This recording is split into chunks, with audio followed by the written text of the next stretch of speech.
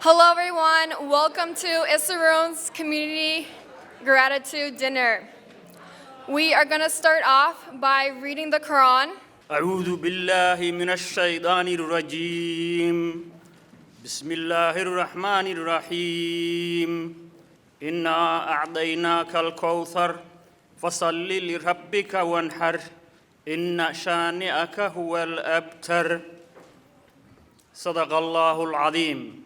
We will be having our board president share a little bit about Isuroon and the history of Isuroon and the board's involvement with Isuroon. So if you can please welcome Mary Turner. Good evening, everyone, and thank you so much for coming for this glorious celebration of Isuroon. It is over, I just asked Fartun how old she is, and I think it's like this is at least over a decade old.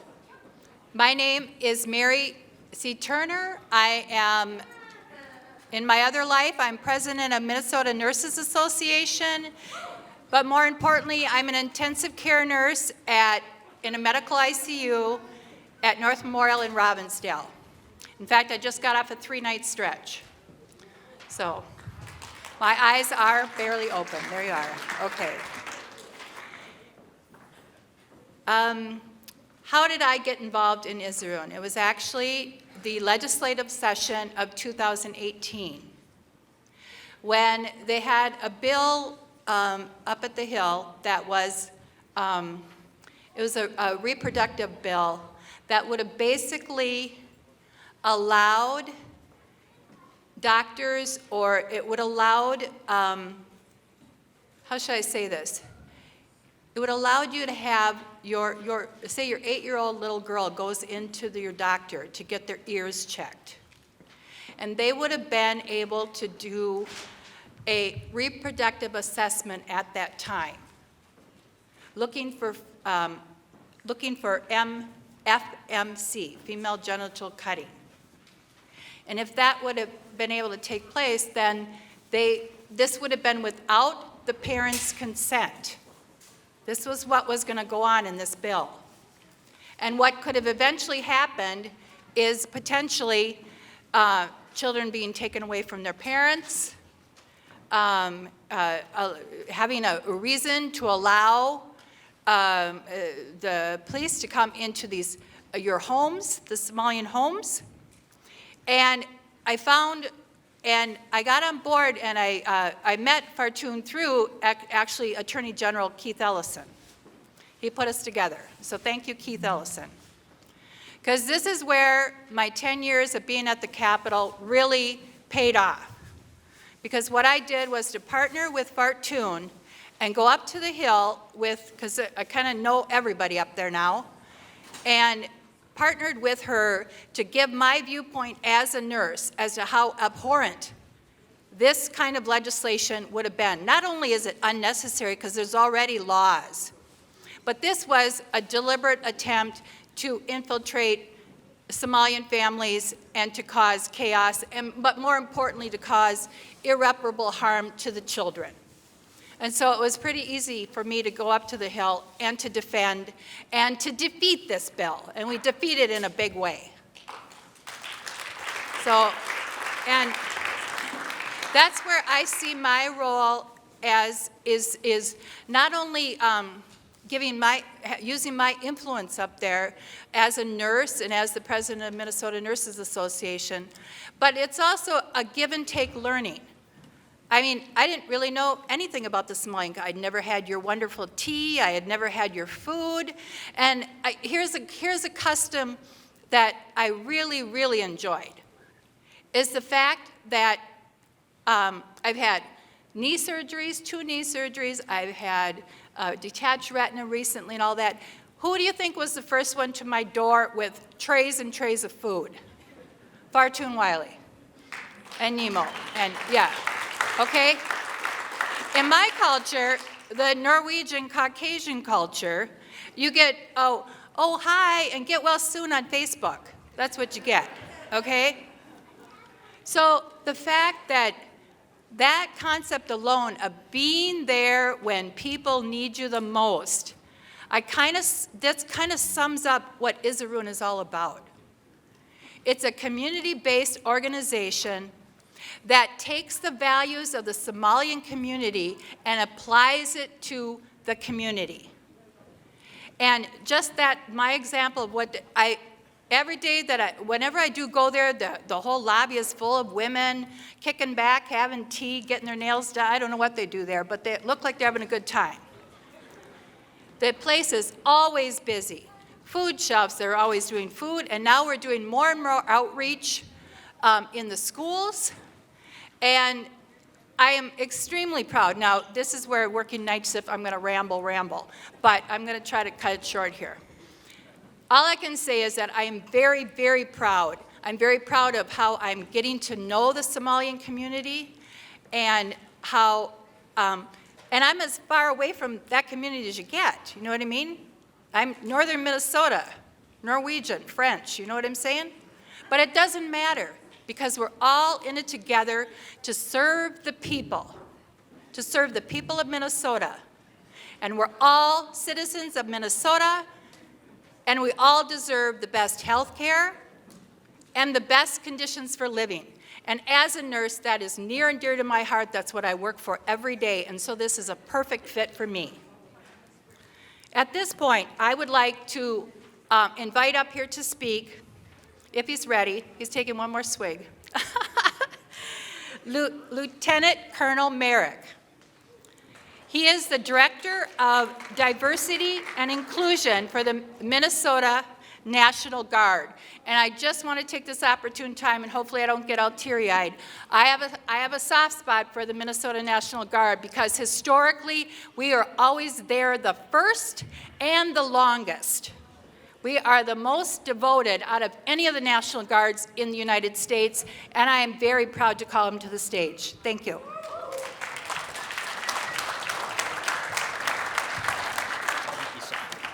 Well, Mary, you never said I was going to go first. That's a tough spot. Well, thank you very much for that warm welcome, and thank you all for coming here tonight to support Isuroon and the great work they're doing in and for the community. And I really want to say thank you to Fartoon for inviting me and the Minnesota National Guard, because I don't know if you know Fartoon. If she tells you to come and do something, you just do it and show up with a smile. And I just thanks for this opportunity to be able to speak. And I just want to talk a little bit about Veterans Day and the Minnesota National Guard. Veterans Day is for all those that have served. We remember those that are no longer with us.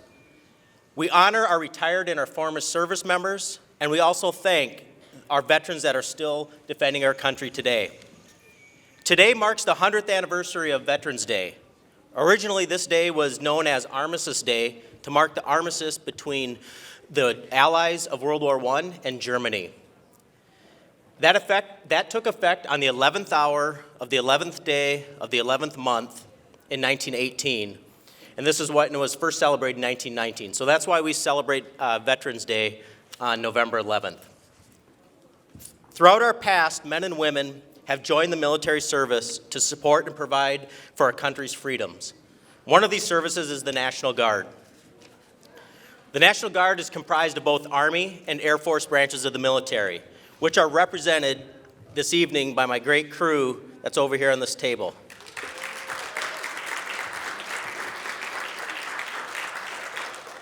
We wanted to wear our different uniforms, so whenever you see us out in the community, you'll know what we look like, whether we're Army or in the Air Force, and we all know that the Army looks better. Okay. Part of our mission in the National Guard is to support the governor and the state of Minnesota during disasters. Whether it is natural disasters like floods or forest fires, or whether it's a natural disaster or domestic operation catastrophe like the 35W bridge collapse, or rescuing people stranded on soy roads, which we're actually getting ready to do now. Welcome to Minnesota. Your National Guard is always ready to respond.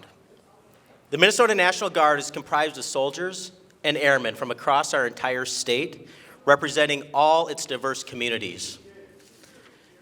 Isuroon has a statement on their website, which I'm sure you've seen, and I believe it truly makes them special.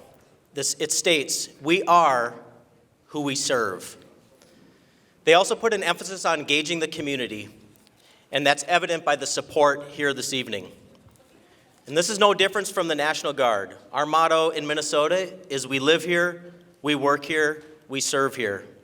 Soldiers and airmen from across the state sacrificed to be part of the Minnesota National Guard community, which is why it is important for the Guard to be connected to their communities. It is more than just being present, it is connecting and building relationships throughout all communities across our state. Although the National Guard is considered a part-time job, our citizen soldiers and airmen are fully committed to their service. Their ability to have other occupations, whether that's working for a business or owning their own, while still serving, gives them and the National Guard its strength. Key to the future of the Guard is the diverse representation of the state of Minnesota, as well as connecting with the communities we serve. We are grateful that we are building relationships with organizations like Isuroon. These individual and relationships provide opportunities to build trust and bring us together for the good of our state and nation. So if you see a soldier and airman in uniform in your community, or you know someone who served, give them a wave, just say hello, and thank them for their service, and let's continue to grow in gratitude together. Fartoon, thank you so much for inviting me here today, and I just want to thanks for sharing a little bit about Veterans Day and the Minnesota National Guard. And this evening, as we get to break sambusa and eat later, please talk to our soldiers and airmen and ask some questions, whatever you want, about your Minnesota National Guard. Thank you.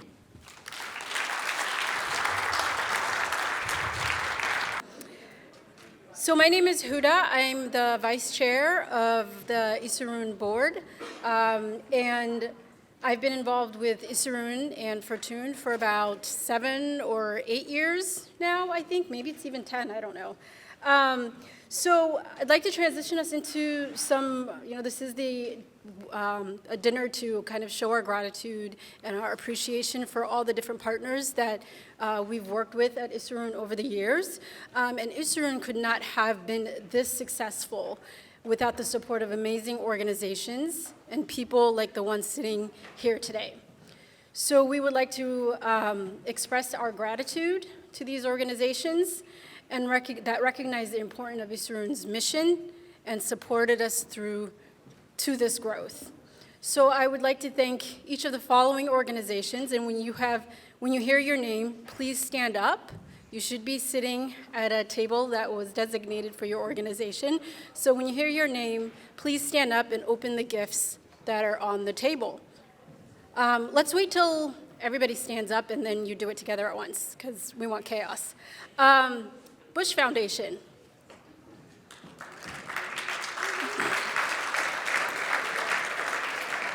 Dakota County.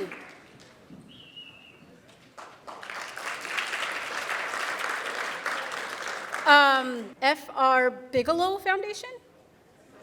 Is that right?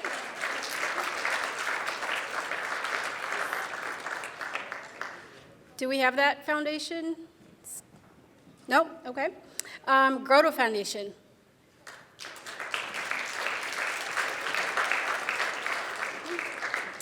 Headwaters Foundation for Justice.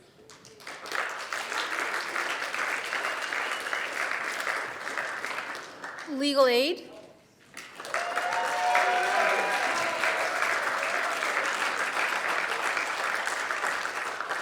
McKnight Foundation.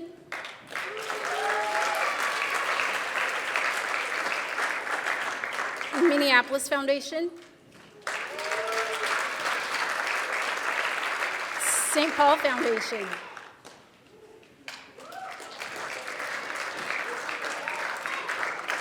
Minnesota Comeback.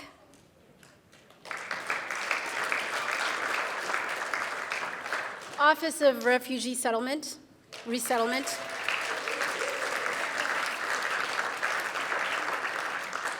Otto Bremer Trust.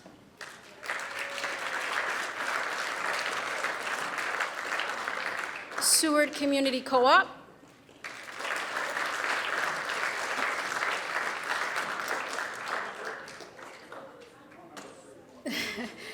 Greater Twin Cities United Way.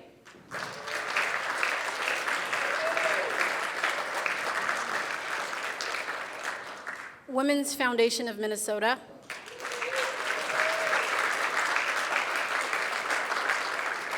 Youth Prize.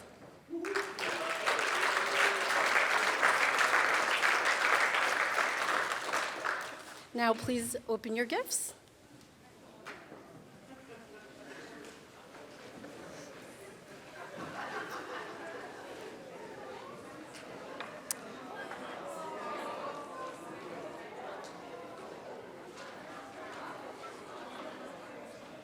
Thank you for all the time and energy and effort and passion that you've shown to Isuroon. And thank you for being here tonight. You may sit down.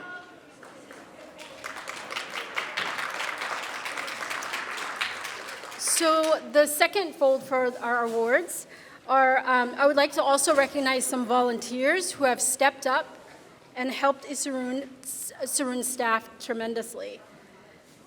These retired ESL teachers come to Isuroon each week to enhance some of the staff's English. There are women that do it out of the kindness of their hearts, and we are forever grateful for their help.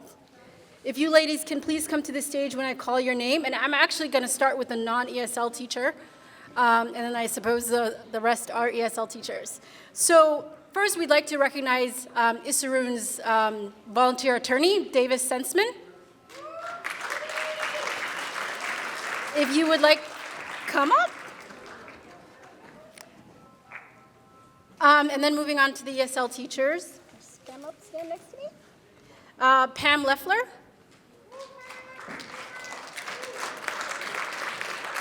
Is Pam here? Oh. Penny Berner.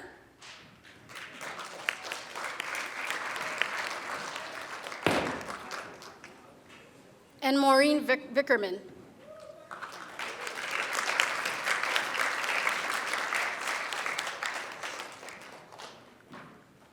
So we have them up here today so that if you see them out on the street, you can thank them and know what the great work that they're doing for the Minnesota communities.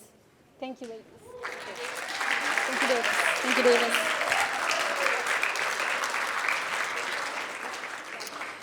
Also, thank you to the community and board who have supported Isuroon in the past and continue to do so in the future. We are who we serve, and we are grateful that you support what we do. So I'm going to introduce Fortune as the next speaker. Like I said, I've known Fortune about, I don't even know, 8-10 years. I remember working at Bloomington Public Health and just seeing a newspaper article about a small Somali support group for Somali women, and I just remember thinking, oh, that's nice. I didn't know, a couple years later, while at the University of Minnesota, I ended up in a meeting with her, and it's been one of the best relationships, defining relationships I've had in my life. She's been a mentor, she's been a sister, she's been a partner in disrupting systems and disrupting the status quo and making sure that all Minnesota communities thrive. So Fortune, please come up.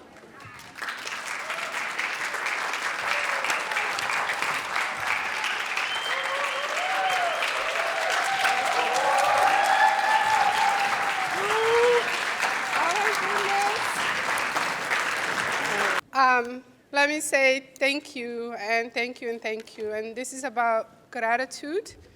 And let me say thank you to Isuroon staff, Marissa, Christine, everyone else who's here tonight who did this job.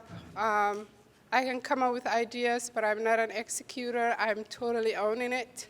So I'm so grateful for our team, our volunteers. This gratitude came to one of my journeys. Isuroon is now 9 years old, and I remember a lot of people writing us off of saying, you know, you're nuts. You really are doing something that nobody ever have done it. What I really wanted to do was just an idea where community run its own course. A lot of creativity, a lot of mistakes have been made. But it was our own way of shoveling our way from the, to the snow to create pathways. And so many great ideas and so many things were happening. And as I my one bedroom, and then again with the church, and again with the Sabbathani Community Center, moving into those pathways of trying to figure out what really Somali women needed. Guys, we love you, but they were priority number one. Sorry. But a lot of conflicts really came about, and I didn't realize how much it affected me as a human being, as women. And I grew up with a lot of boys, so I know how to take my piece out of God's mouth as well. But it was really hard. It was really hard to establish a nonprofit. I quit my job, and I said I was going to be full-time.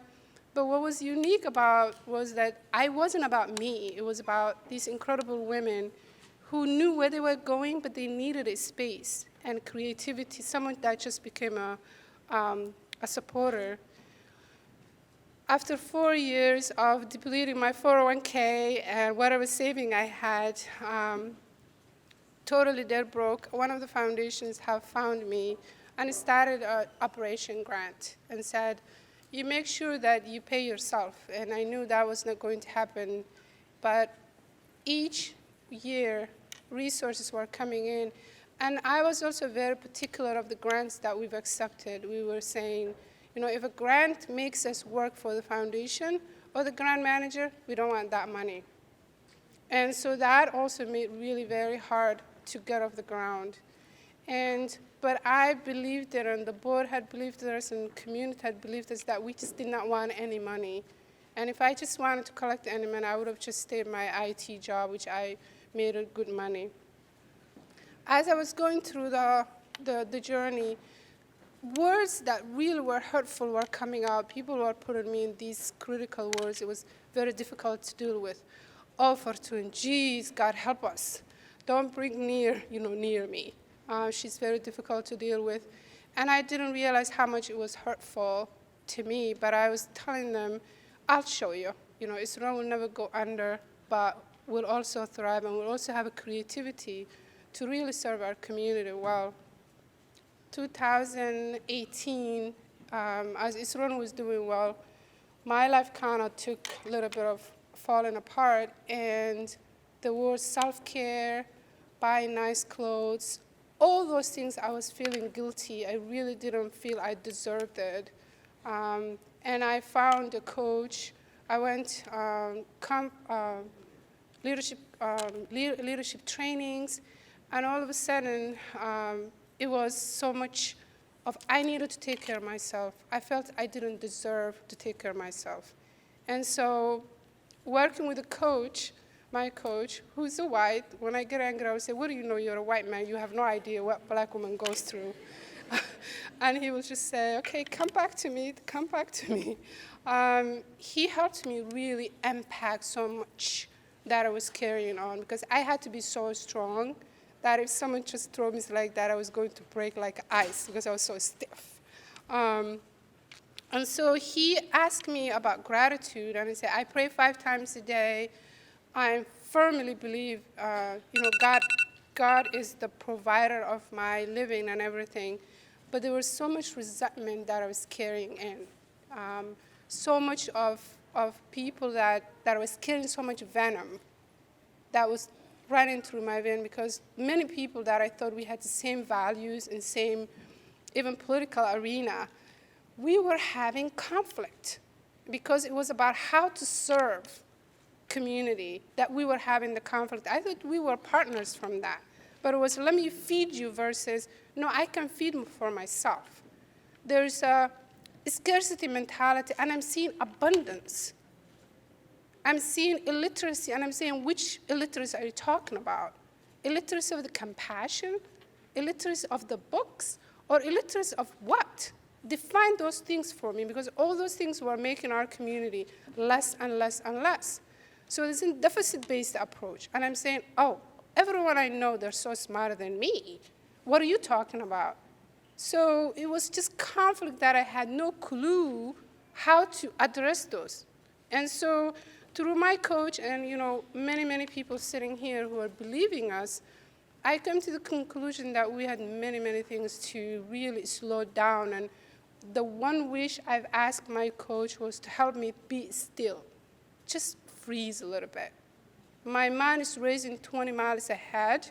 By the time I come to work, I've already designed and developed and executed work. So he's helping me to slow down. He's helping me to feel gratitude. And when we put together this event, there's so much joy and so much gratitude. And so much of, for me, figuring out why people have been saying, bad things about what is it about me that is so difficult. And so many, what I'm going to tell you tonight is beyond gratitude, that I'm feeling so gratitude, our staff is feeling gratitude, that your money is a kosher money, because I would not allow it to come into Isuroon. You're helping us to move the journey that the community decided. Each one of you is really funding a piece of the puzzle that the community wants. And so I feel humble, and I feel your trust making us work harder. But also I feel like that because of your resources, for example, one of the foundations had forced me to make a paycheck for myself. And they say you have to get a paycheck in order for Isuroon to survive. And that is a United Way Foundation. Their money for the last 3 years have been funding my paycheck. But now we have money. I'm good. We're good. But and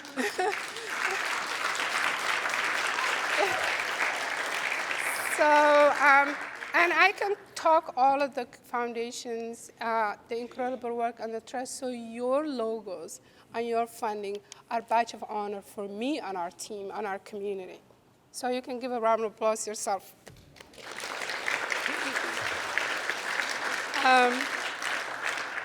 As of my journey of healing from whatever trauma and the bad words that people say, the most painful words that I'm dealing with is the message that my community members bring in from people who that cannot say to me or to my face. Very hurtful. It's difficult to deal with. She's really aggressive. She's rude. She's this and that. And I'm going to conclude 2 instances of money that we returned. 2016, we got $300,000 federal grant. And that was the first money Isuroon brought in. We partnered with organizations. The idea was ours, but the $1 million was awarded. Isuroon was given $300,000. By the time the 3rd month of the grant, we realized that these organizations just gave us this grant just to use idea mining. All they wanted was to get some stuff from us. It was the hardest decision I had to make, that we return that money into the federal. We said no. One of my grant writers quit on me when we returned that money. But I knew that money was not really a good money. It was $300,000. Who returns that?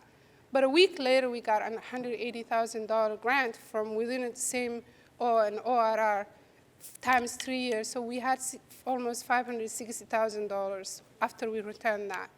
Another grant that we also returned was from one of the institutions that we don't care much about.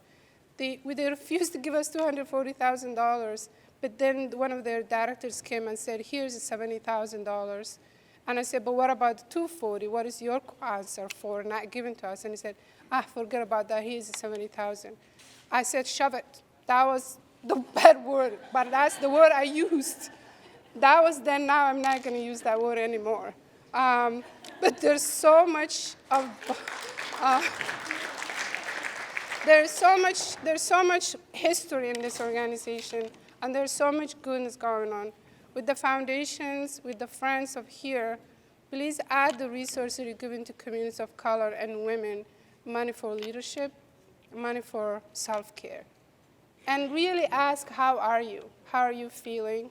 Words hurt, but the resentment and the venom that goes through our bloodstream is so hard and so hurtful. And I will conclude that Dr. Wayne Dyer says that when a snake bites you, you don't die from the snake bite, you die from the venom. And he says you have to leave resentment out of your blood, or that kills you. What I'm doing, and I'm going to encourage all of you, is that you try to leave resentments behind, you try to forgive, and you try to support one another. And then I'm going to introduce the woman of the hour. my friend, the hero of one of the heroes I have in my life. She's so busy, but a lot of people think supporting the communities of color is a burden. Oh my God, I have to take them in the hand and take them to everywhere. That's not true. It's sometimes you utilize your relationship just making a call or doing an introduction. One of the busiest women I know, but she's always available. Thank you, Tanisha, for plugging us in all the time. Dean Bloomberg, when I first met her, I said, listen, you just do it. Don't brag about it, don't say about it. Just do it and we will be there. You're awesome.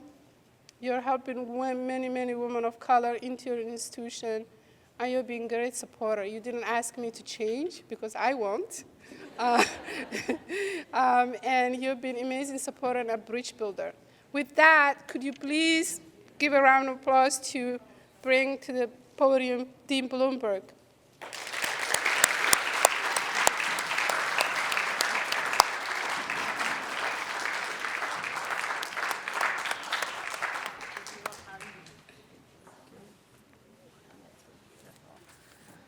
Good evening, everybody. I am really honored to be here. And for those of us, and I talked with many people tonight about this, you all know what this is like. When Fartun Welly asks you to do something, there is only one answer, and that is yes. I'm so happy to be able to be here to speak with you tonight, particularly as we talk about this theme of gratitude. I'm the dean of the Humphrey School, and let me just stop there for a moment and make a shameless plug. For anybody who's interested in public policy, come and talk to me. I understand already from Fartun that there might be a couple of students in the audience who have thought about the Humphrey School, and I would love to talk with you about our programs. But one of the things we talk about at the Humphrey School right now, sadly, is that in this country and in many parts of the world, we live in a very difficult time. We have a rising level of nationalism. We are very divided publicly or politically. We are grappling with some level of increasing racism and Islamophobia in parts of this community and many other communities. There are a lot of reasons and a lot of things that divide us. And I think as a public policy school, at the Humphrey School, we have to address this. Isuroon has to address this. We all as a community have to face these realities. Sometimes I feel, though, like perhaps one of the best approaches is to turn, as Fartun was just saying, not to where the deficits are, but where our assets and our strengths are. And I think that this notion of gratitude really can change the world. So when Fartun told me she wanted an evening specifically focused just on gratitude, not specifically on fundraising, not on any simply on gratitude, I thought this is how we change our community. This is how we come together in a different way. So every one of you, this is the interactive part. I want you to think for a moment about something that you personally are very grateful for. It can be a little thing. It should be a little thing. Just something, but it should be specific. Something in your world you are grateful for. So I'm going to tell you what I've been thinking about, because I want to give you a sense of just how little it can be. It's not a big world-changing thing. I'm grateful for these times when my 2.5-year-old grandson grabs his color crayons, grabs paper, and then backs his little butt up onto my lap and sits down so that he can color with me. And everything else in the world falls away. My to-do list, what I have to do as a dean, my email, everything falls away, and all I have is this little person on my lap with his crayons and his paper. And I call up that image, and I am to my core grateful for that. So I want you all to think about what in your life is just one thing that you are deeply grateful for, and I'm actually going to give you a second to think about that.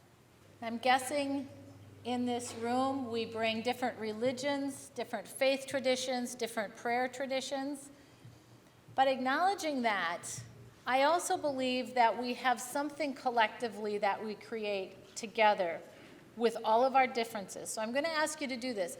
I want you to breathe in when I say let's breathe in, and I want you to breathe in the image of that gratitude, the image of it. And then when we all exhale together, I want you to breathe out your real, honest sense of gratitude for that thing, okay? So we're going to breathe in that image of our gratitude, and we're going to breathe out our actual gratitude. So grateful for that. Let's do it again. Breathe in your gratitude, the image, and breathe it out. So let me tell you something. I'm a researcher at heart. I'm an academic. I know, it's crazy, but I am. And so we think a lot about research, and I want to share with you something we know about this image of gratitude from a research, a sort of a proven perspective. There's really clear evidence that a true sense of gratitude does a lot of things for us physically. I think it makes us stronger policy people. I think Fartun is a stronger leader of Isuroon because of her gratitude. So here are some of the research-proven things we know. We know that gratitude opens us up to have more relationships in our life with other people. We know that gratitude can improve our physical health and well-being. We know that it can improve our emotional and psychological health and well-being. We know, there's a really interesting American Medical Association study, we know that gratitude can help us sleep better, which leads to being healthier. And we know that when we are grateful for things outside of ourselves, we start to feel better about ourselves. When you think about those things for which you're grateful, I think you can start to see that image of that. And oftentimes, it's the little things. Robert Brault, who is this great philosopher, I really appreciate him, reminds us that if we have gratitude for the little things today, we might look back one day and realize those actually were the big things. Our gratitude for the meal that was served for us tonight. Our gratitude for this beautiful space. Our gratitude for that incredible moon, if you saw it as you were coming in. Those seem like little things, but maybe when we look back, they actually will be the big things in our lives when we think about how we interact with community together. So when I think about that, and I think about Fartun, I'm with you, Fartun, that we can say we got a lot of guys and we got a lot of women in this group, but I want to speak now to the women. I believe that women in our lives have, for ages, been great role models for sharing gratitude. My mother used to say, your mother's mother's mother was grateful for when you were born. It's that multiple generation, the mothers in our community that tend us, that celebrate us, that take care of us. So I don't know what it is like to be a Somali woman in this community. I will never fully know what that is like. But there are a lot of things we have in common. All of us, men, women, children, adults in this room, we all had a mother, and we all had a mother's mother's mother who celebrated us over generations so that we could be where we are today. And I think that that's something that holds all of us together and something for which we can all be grateful. In this country, this year and into 2020, we will celebrate the 100th anniversary of women's right to vote in the United States. So this was something, the 19th Amendment of the U.S. Constitution passed out of Congress 100 years ago in 1919, saying that we cannot discriminate on the right to vote on the basis of gender. And then in 1920, it was ratified by the required number of states. So 100 years, women have had the right to vote is what we say, but that is not true. What it meant was we could not discriminate on the basis of gender. We could and did continue to discriminate on the basis of race. So women who look like me have been able to vote for 100 years. And for that, I am very grateful. But it wasn't until decades later that we passed the Voting Rights Act, created other opportunities so that more of us had more rights to vote and to do other things. So this is not a civics lesson, I realize, but I use this as an example because I believe each generation needs to reinvent and reclaim this notion of gratitude and community, what we want and what we celebrate together. So even as we celebrate the 100th anniversary of women's suffrage, we need to come to terms with the fact that we're not talking about my colleague Tanisha. We're not talking about a lot of people. And still we celebrate it, we're grateful for it, and we reinvent anew. I'm inspired by Fartun Welly and the work of Isuroon because I think that's what Isuroon is about. It's about saying we are all we need to be right now. We are a whole, healthy, vibrant community, and we want more. We want more access, we want more rights, we want more opportunity, and we can do both of those things. We can come together and celebrate and be grateful. We can lift each other up. We can care for each other, and we can still demand more of ourselves and of our community. We can come together across all of our sister differences, our brother and sister differences, and make that journey together. I believe that when we honor and respect our differences, we see them, we honor them, we respect them, we build a greater sense of gratitude for each other. So I stand before you not because I am a Somali woman, but because I am a woman, because I am a member of this community, and so are all of us. And together, with our gratitude for each other, with our gratitude for those little things that you just thought of, my gratitude for my grandson plopping his butt down on my lap so we can color together, whatever it is, we create a different space for ourselves. I want you to hold on to that image as we think about where we need to go. When I went through the food line, and I hope you noticed it, if you didn't, when we break, I hope you go back and look at it. There's this little blue tag board on an easel, and it has pictures of where Isuroon used to be, and it has pictures of the new building now. Isuroon holds the mortgage, it owns the building, and little things like new carpet that doesn't look disgusting, seems so simple, but it makes a huge difference when you look at that photo.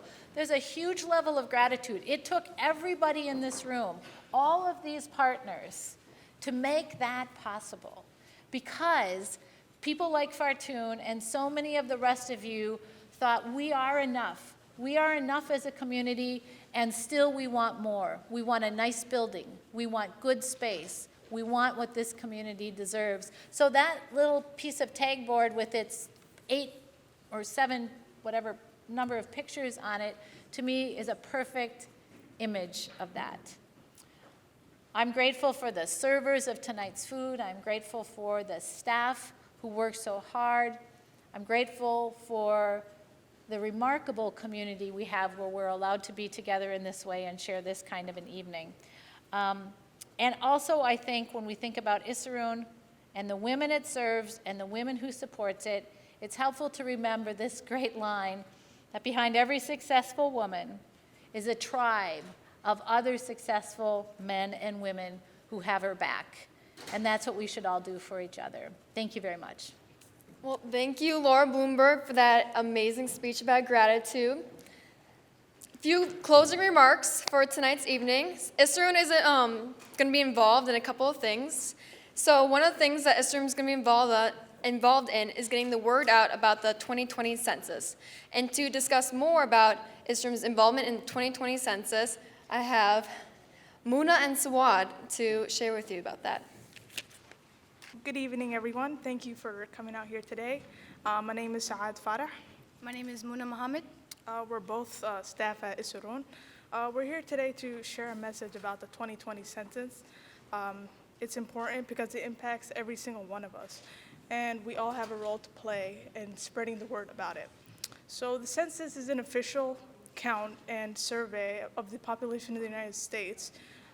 This impacts our political representation and the federal money that is given to the state of Minnesota. This federal money helps with a lot of things such as medical assistance, student loans, nutrition, and a lot of other things.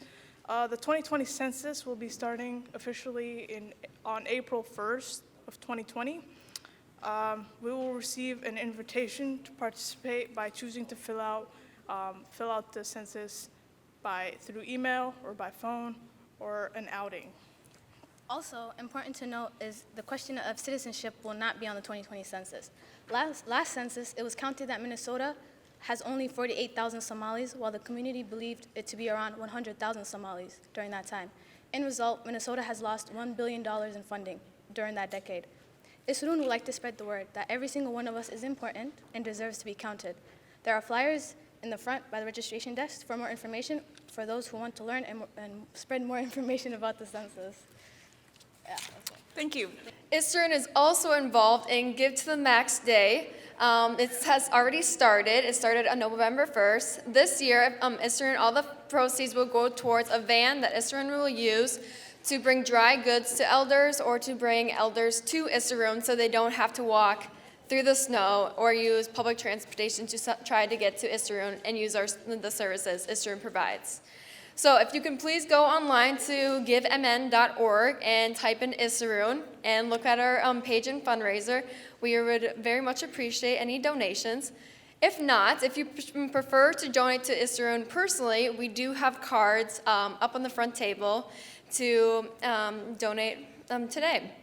So I want to thank you everybody for coming today. Isuroon appreciates it, and we are so, so grateful for all the grantors, the community members, the board, the staff, who all contributes to Isuroon's mission. Thank you so much.